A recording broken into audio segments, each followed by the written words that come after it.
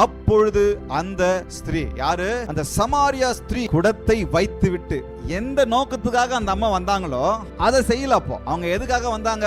வீட்டு வேலைகளை செய்யறதுக்காக, தண்ணி பிடிக்க வந்தாங்க. அப்படி வந்த அந்த அம்மா தண்ணி குடத்தை வச்சிட்டு போறாங்க. என்ன நடந்தது? அவள் இயேசுவை சந்தித்தாள். இயேசுவை சந்தித்த அந்த கொஞ்ச நேரத்துல அவளுக்குள்ளாக ஒரு தரிசனம் உருவாகி விட்டது. கரங்களை தட்டலாமா? ஹalleluya.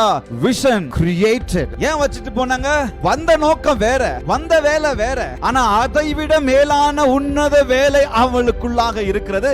அதை நான் இப்ப உடனே செய்யணும் அப்படின்னு சொல்லி தண்ணி குடத்தை வச்சுட்டு போயிட்டாங்க. இன்னைக்கு நீங்களும் நிறைய தண்ணி குடத்தை வச்சுட்டு இருக்கிறீங்க. நானும் நிறைய தண்ணி குடத்தை வச்சுட்டு இருக்கிறேன். நான் எதற்காக பிடிக்கப்பட்டோம், நீ எதற்காக பிடிக்கப்பட்டாய் என்பதை அறிந்தால் நீ எதை கையில் பிடித்திருந்தாலும் அதை தேவனுக்காய் விட்டு விடுவாய். மீண்டுமாய் சொல்றேன், நாம் எதற்காக பிடிக்கப்பட்டோம் என்பதை அறிந்தால் நாம் எதை கையில் வைத்திருந்தாலும் அதை தேவனுக்காக நம்ம விட்டு விடுவோம்.